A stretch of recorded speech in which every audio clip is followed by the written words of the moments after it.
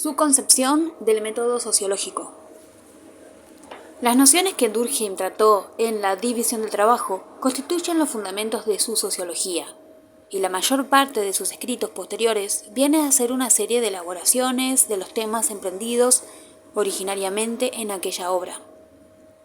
Esto se ve en forma clarísima en sus dos publicaciones más importantes, antes del cambio de siglo: Las reglas del método sociológico y El suicidio.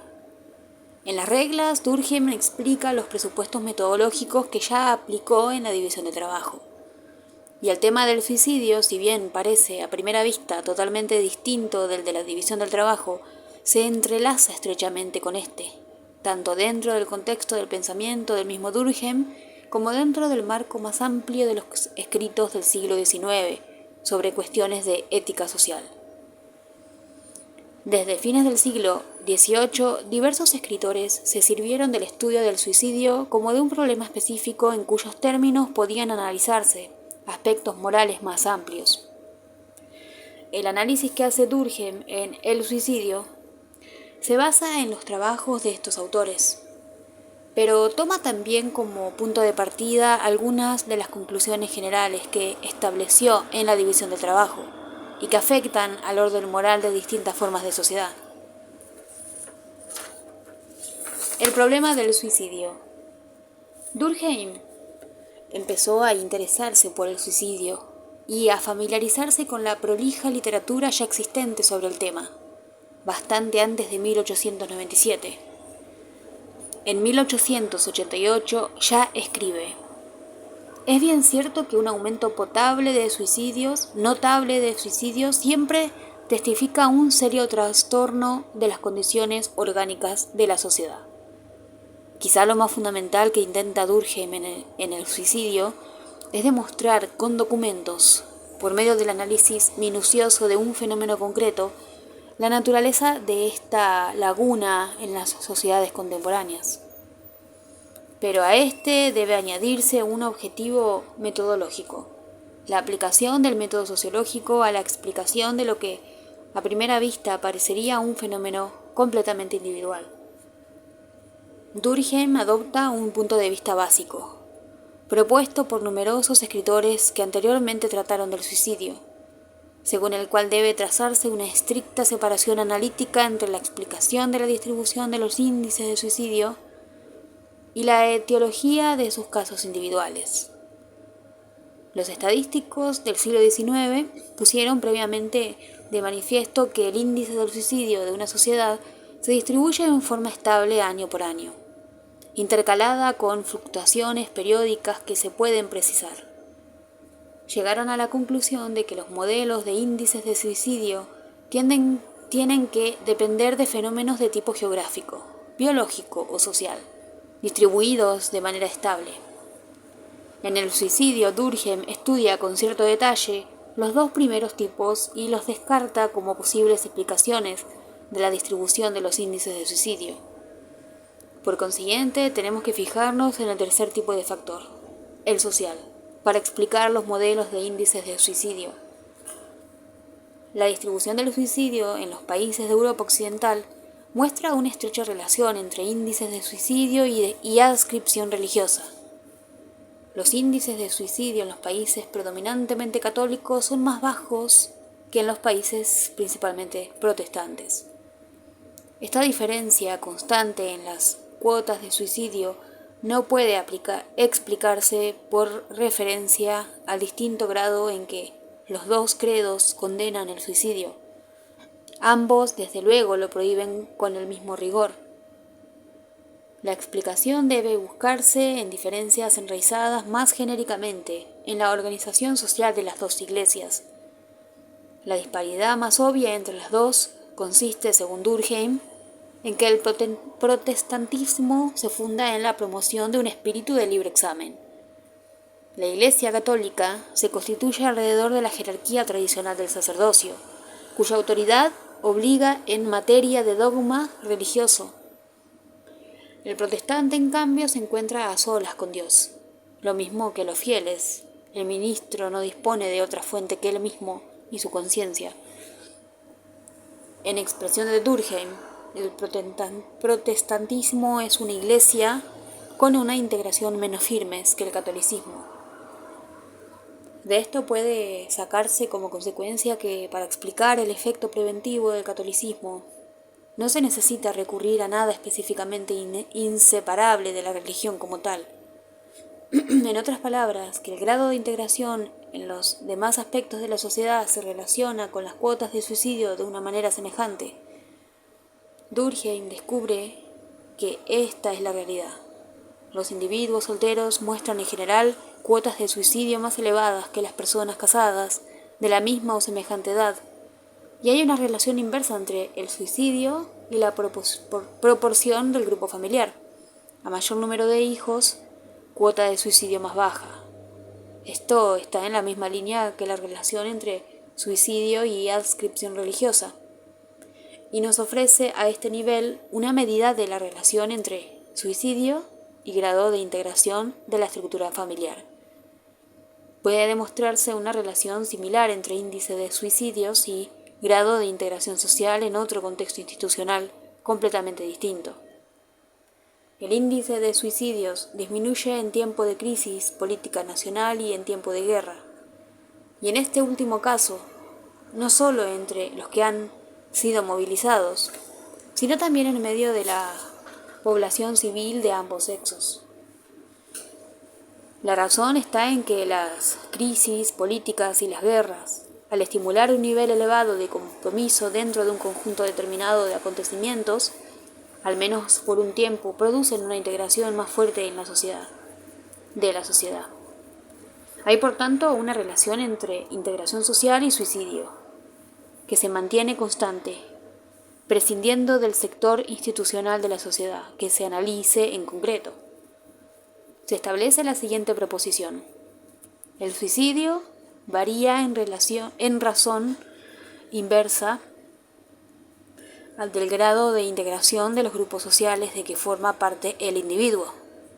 Así, a este tipo de suicidio puede llamarse egoísta, y es consecuencia de un estado de cosas donde el yo individual se afirma con exceso frente al yo social y a expensas de este último. El suicidio egoísta es particularmente característico de las sociedades contemporáneas, pero no es el único tipo de suicidio que se encuentra en ellas. Un segundo tipo de suicidio dimana del fenómeno que Durkheim trata con cierta extensión en la división del trabajo. La situación anómica de falta de normativas morales que caracteriza a las relaciones económicas. Índice de esto es la correlación que puede demostrarse entre cuotas de suicidio y estructura profesional. Durkheim indica que las cuotas de suicidio son más elevadas en las personas que trabajan en industria y comercio que en las que trabajan en agricultura. Más aún, dentro de las profesiones no agrícolas, las cuotas de suicidio se relacionan inversamente con el nivel socioeconómico. Son más bajas entre los pobres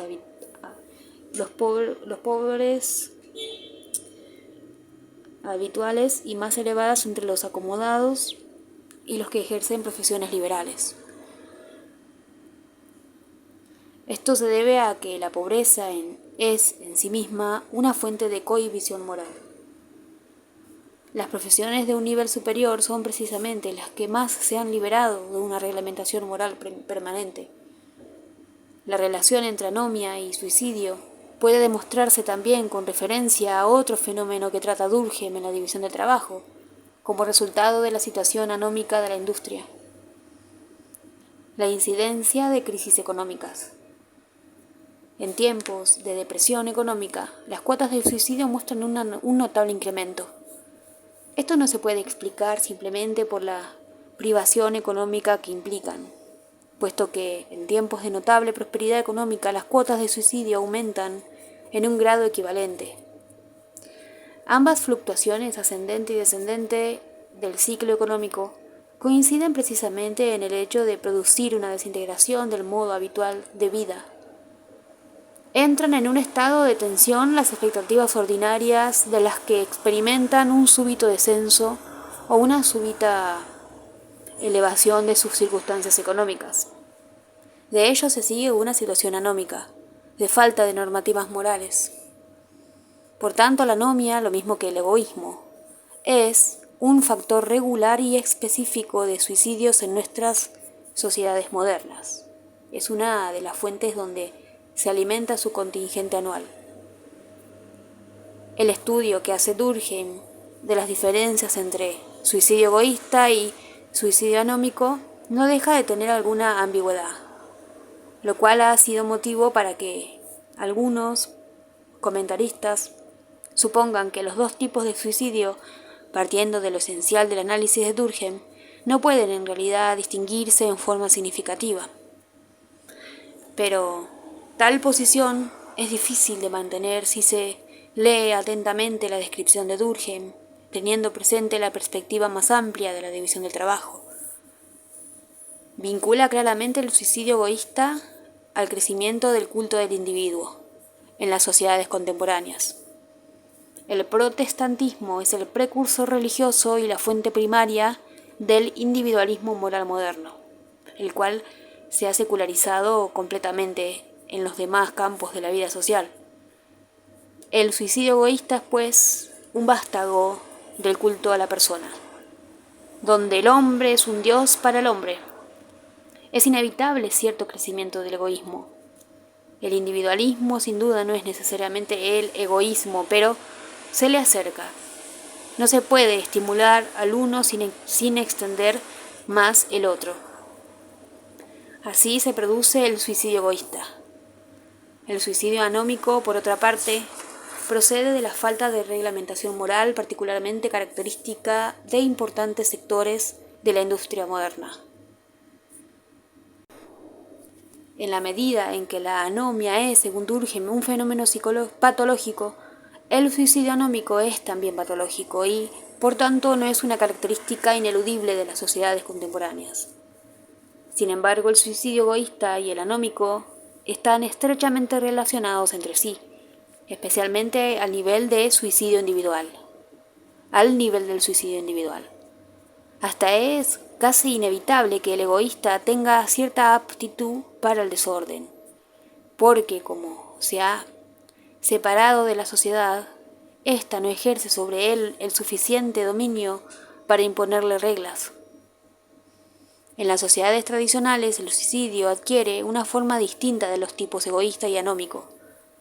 Esto se puede estudiar siguiendo las características de su organización social, especificadas en la división del trabajo, por las cuales difieren de la forma moderna de sociedad. En una clase de suicidio que se da en sociedades tradicionales, es un deber del individuo, situado en ciertas circunstancias, matarse a sí mismo. Una persona se mata a sí misma porque tiene obligación de hacerlo. Este es el suicidio altruista obligatorio. Hay otras clases de suicidio altruista que no implican una obligación determinada, pero en ellas el suicidio está asociado al estímulo de determinados códigos de honor y de prestigio.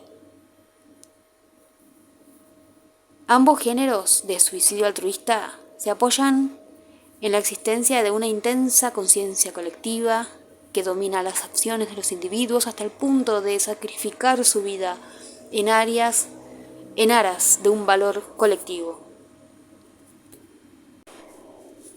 Exterioridad y coerción. Las ideas expuestas en el suicidio constituyen un testimonio especialmente elocuente de la fecundidad de la concepción que tiene Durkheim del método sociológico. El mismo expresa el punto de vista fundamental subyacente en dicha obra sobre el suicidio. En la constitución moral de la sociedad, es la constitución moral de la sociedad la que fija en cada instante el contingente de muertes voluntarias. Existe, por tanto, para cada pueblo una fuerza colectiva de determinada energía que impulsa a los hombres a matarse. Los movimientos que el paciente ejecuta y que en el primer momento parecen expresar tan solo su temperamento personal son en realidad la continuación y la prolongación de un estado social que manifiestan exteriormente. Esto no significa, añade Durkheim seguidamente, que la psicología no tenga nada que decir en la explicación del suicidio. La aportación propia del psicólogo es el estudio de los motivos y circunstancias particulares que movieron a individuos concretos, cuando se encontraron en las circunstancias sociales que venían al caso, por ejemplo en una situación de anomia, a cometer suicidio. Si bien expone en formas particularmente sistemáticas los aspectos metodológicos en las reglas del método sociológico, Durkheim considera que el enfoque ofrecido en esta última obra arranca directamente de los importantes estudios representados por la división del trabajo y el suicidio. El método que acabamos de describir no es más que un resumen de nuestra práctica. La necesidad de clarificar la naturaleza del objeto de la sociología y de delimitar su campo de investigación es uno de los principales temas de las reglas. Durkheim pone de relieve repetidas veces que la sociología sigue siendo en gran parte una disciplina filosófica, compuesta de un surtido heterogéneo de generalizaciones que se apoyan más en la deducción lógica a partir de unos preceptos a priori que en un estudio empírico y sistemático. La sociología, advierte Durkheim al principio del suicidio, no ha salido aún de la etapa de las construcciones y de la síntesis filosóficas. En lugar de imponerse la tarea de arrojar luz sobre una porción restringida del campo social, busca preferentemente las brillantes generalidades. Tal disciplina se interesa evidentemente de algún modo por el estudio del hombre en sociedad, pero la categoría de lo social se usa a menudo de una manera muy vaga. ¿Cuáles son las características específicas de la clase de fenómenos que se pueden acotar como sociales y con ello deslindarse de otras categorías como la biología y la psicología? El intento de Durkheim de definir la especificidad de lo social se basa en los famosos criterios de exterioridad y coerción. A pesar de las diferentes interpretaciones que se han hecho del razonamiento de Durkheim, en este punto, aquí puede dilucidarse sin dificultades lo esencial de su posición. Los hechos sociales son externos al individuo en dos sentidos conexos. En primer lugar, todo hombre nace dentro de una sociedad en marcha que ya tiene una organización o estructura determinada, lo cual condiciona su propia personalidad. Hablando de las creencias y prácticas religiosas, el fiel las ha encontrado hechas por completo al nacer. Si existían antes que él, es claro que existen fuera de él. En segundo lugar, los hechos sociales son externos al individuo, en el sentido en que cualquier individuo es solo un elemento dentro de la totalidad de relaciones que constituyen una sociedad. Ningún individuo singular crea estas relaciones, sino que se componen de múltiples interacciones entre individuos. El sistema de signos de que me sirvo para expresar mi pensamiento, el sistema de moneda que empleo para pagar mis deudas, los instrumentos de crédito que utilizo en mis relaciones comerciales, las prácticas seguidas en mi profesión, etc., funcionan independientemente del uso que yo hago de todo ello. Con frecuencia se ha observado que Durkheim emplea aquí el término individuo en más de un sentido. A veces el contexto da la impresión de que habla del hipotético individuo aislado, al ser asocial que constituye el punto de partida de la teoría utilitarista. Otras veces Durkheim usa la palabra para referirse a un individuo concreto, un miembro de carne y hueso de una comunidad empírica. Pero en realidad, para los objetivos de Durkheim, que son polémicos en parte, las distinciones que pueden trazarse entre los varios sentidos del término individuo carecen de importancia. El peso principal de la tesis de Durkheim está en que ninguna teoría o análisis que empiece por el individuo, en cualquiera de los dos sentidos antes mencionados o en otros, puede conseguir una comprensión de las propiedades específicas de los fenómenos sociales. En otras palabras, el rasgo característico de Durkheim tiene aquí carácter conceptual. Es verdad que esto queda difuminado hasta cierto punto por su insistencia en hablar de hechos sociales, pero debería quedar claro que el criterio de exterioridad no es un criterio empírico. Si lo fuera, llevaría directamente a la ridícula conclusión de que la sociedad existe externamente en relación con todos los individuos.